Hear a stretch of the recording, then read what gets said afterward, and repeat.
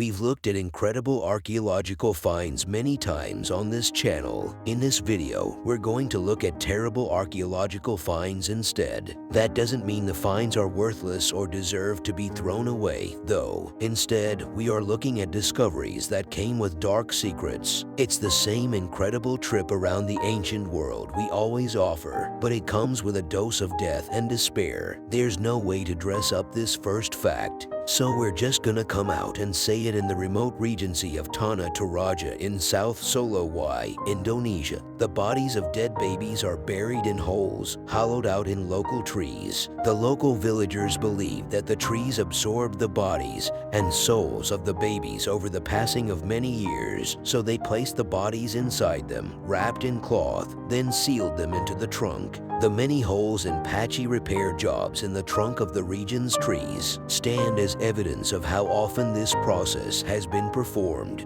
There are thought to be several dozen deceased babies interred within each tree. The unusual practice is reserved only for babies who pass away before teething. As odd as it sounds, this isn't the only unusual way of dealing with the remains of the dead that happens in Tanah Toraja. It's perfectly normal for these people to dig up their ancestors, change their burial clothes, and then take them out for a walk around the village. So-called bog bodies occasionally turn up all over Europe. The conditions inside peat bogs are perfectly geared towards preserving the human form so they can help a body retain its hair and flesh for thousands of years after they've passed away. One of the best preserved bog bodies ever found on the continent is that of the Osaes woman, who's named after the place she was discovered in Denmark in 1879. Analysis of her remains indicates that she died around 2,000 years ago. She was around 40 at the time of her death, quite an advanced age for that point in history, and didn't meet a natural. There are signs that she might have been a victim of human sacrifice, which would explain why she was casted into the bog wearing special robes and jewelry. The ancient Danes believed that peat bogs were portals to the underworld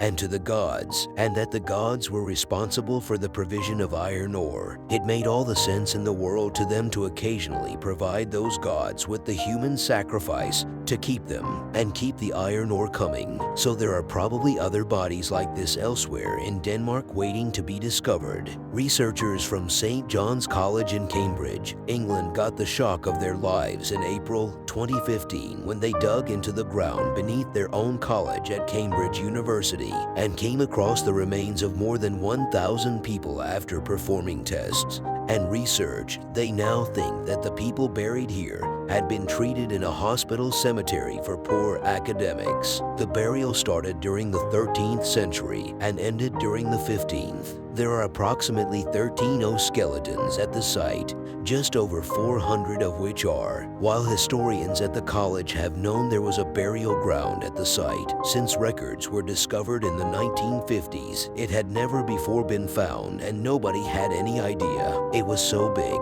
The idea that these are the remains of impoverished academics comes from the fact that almost none of the burials involved a coffin, and some of the people buried here appear to have been dumped in the ground without even a burial shroud to protect their remains. Oddly, there's no evidence of disease or serious illness in any of the skeletons, begging the question of why these people ended up in a hospital cemetery. This next artifact needs no introduction, and you'll recognize it immediately. It's the golden death mask of Tutankhamun, the famous boy pharaoh of ancient Egypt. It's one of the most famous archaeological artifacts in the world. But forget what you think you know about it, because we're about to change your mind. The iconic mask was first found a century ago when Howard Carter broke open the young pharaoh's tomb. What's new about the mask is a theory that says it may not have been made for Tutankhamun at all. Instead, it might actually have been designed for his mother Neat. The theory comes from British Egyptologist Nicholas Reeves,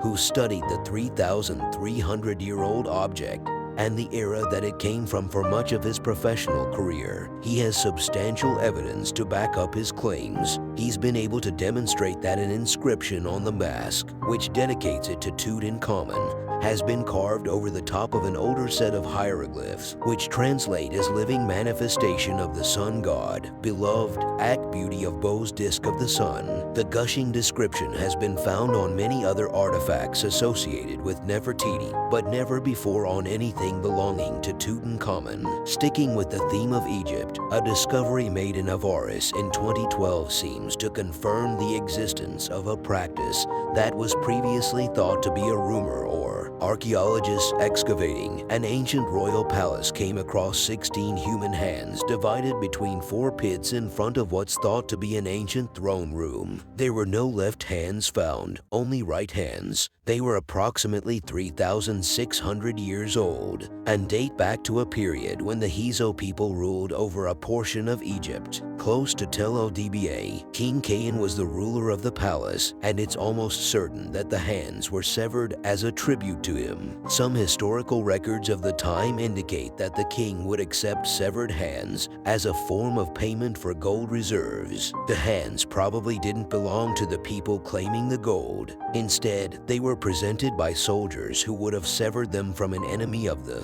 They might have come from Egyptian people or from other enemies of the house, from the Levant. Interestingly, there are no records of this practice in the original house homeland of northern Canaan, so it's possible that they picked the gruesome practice up from the Egyptians. The question of what happened to the ancient region of Him in Germany is one that's puzzled experts for a very long time based on archaeological evidence at the site. It was once the perfect Stone Age settlement with rudimentary farm plot, identical houses, and an idyllic setting, devoid of predators or other dangers. Nevertheless, the entire region was suddenly abandoned by the linear pottery culture, people who lived there somewhere close to the year 4950 BCE. To make things even stranger, the people who fled left behind broken pottery, massive piles of human bones, and a butchered human. In the minds of many historians, there are only 2 possible explanations of what happened here. One is mass ritual sacrifice, the other is mass cannibalism.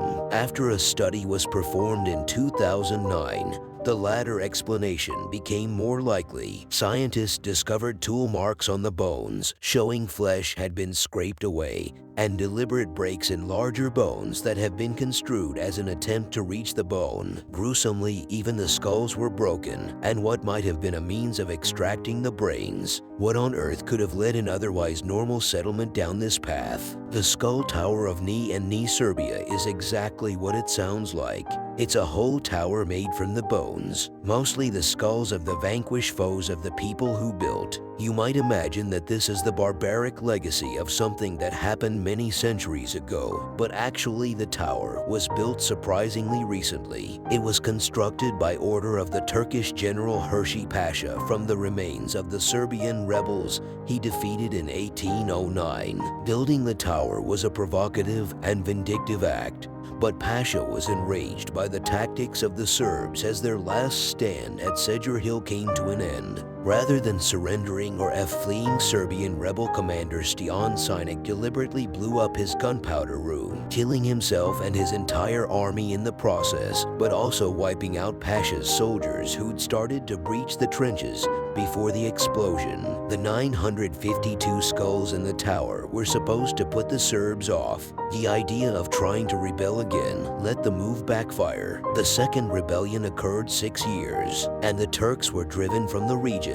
Today, only 58 of the original skulls remain and are enclosed by a chapel. 1,000 years ago in Britain, being buried face down was considered a form of punishment for immoral behavior. In May 2015, archaeologists discovered many such burials at an excavation site close to. The most surprising discovery is that of a woman who's thought to have been a. Immoral behavior sounds like an unlikely thing for a nun to be engaging in, but according to historians, she may have been buried this way because her peers thought thought she was sexually active. We don't know her name, but we know she lived at the Littlemore Prior Honorary, which was founded close to the burial site in the year 1110. Historical records suggest that the EE was closed down during the 16th century because of the perceived immoral behavior of many of the nuns who lived there. Burying a woman face down was a punishment, usually reserved for those who were suspected of being witches. So this particular nun must have really upset somebody. She's one of about 100 face down burials in the area,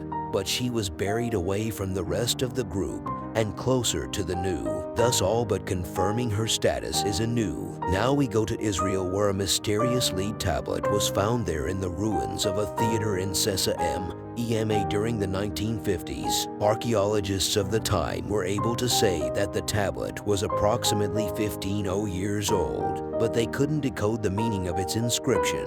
The code might have been cracked by computer software in October 2019. According to a controversial translation, the text speaks of the curse of the dancer. It's specifically directed at a dancer called Mana, who another person, possibly also a dancer, harbored a significant amount of ill will. For the specifics of the curse include requesting several demons to harm Mana, tie together his feet, blind him, bind his hands, and generally make it impossible for him to dance. The ancient Egyptian god of magic and wisdom is named as a potential source of assistance in this unpleasant matter. It seems likely that Mono is scheduled to perform in the theater, and an envious rival didn't want him. Christianity had spread to the region by the time the tablet was written, but it's apparent that the people of the era retained an interest in the dark arts. There isn't much left of St. Mary's College in Ellicott City, Maryland, USA. The college was abandoned many years ago, and now all that remains of it is the so-called Hell House altar. The unusual nickname comes from the fact that the college was once known as St. Mary's Hell. Local legends connect the altar to ghost stories and to cult practices, including the worship of Satan. The college was built in 1868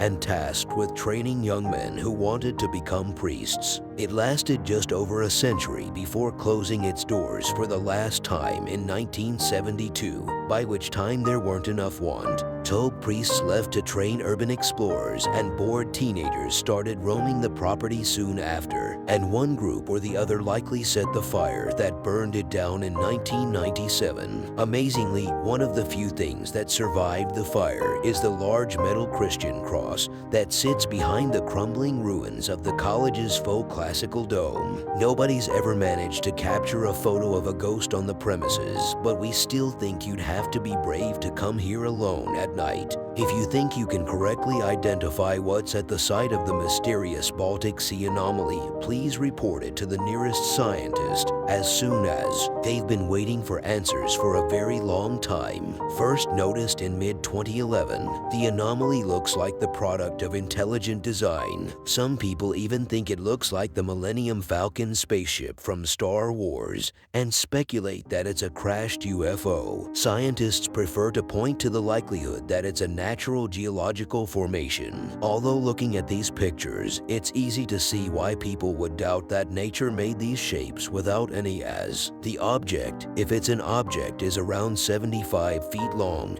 and 25 feet tall, and showed up on a sonar scan of the area 300 feet below the level of the Baltic Sea's waters. Peter Lindbergh, who heads up the Ocean X team, who found the anomaly, says that all electronic equipment stops working when placed within 200 feet of the object, which means detailed studies are difficult to carry out. Europe plays host to a surprisingly high number of underground streets, tunnels, and cities, but none of them are as likely to take your breath away as Turkey. This secret world has existed below Turkey streets for far longer than most European nations have existed. It's thought that the first people to live here set up their homes about 4,000 years ago. At that time, living in the darkness between the stone and mud walls was preferable to living in the light and being stalked from location to location by the tribes of barbarians that roamed this part of the world for such a prehistoric settlement, Kamoli is surprisingly well organized. It's 8 stories deep, and we're only allowed to see 5 of those stories. For reasons unknown, archaeologists and the Turkish national government have never allowed civilians access to the bottom 3 levels. We wonder what they might have found down there that they don't want the rest of the world to know about. The few things we do know about what lurks in the depths are impressive, or even winemaking rooms in the Stone Theater. Subscribe to the channel and turn on notifications, and you'll be the first to know when a new video comes. Thank you for watching, and see you in the next video.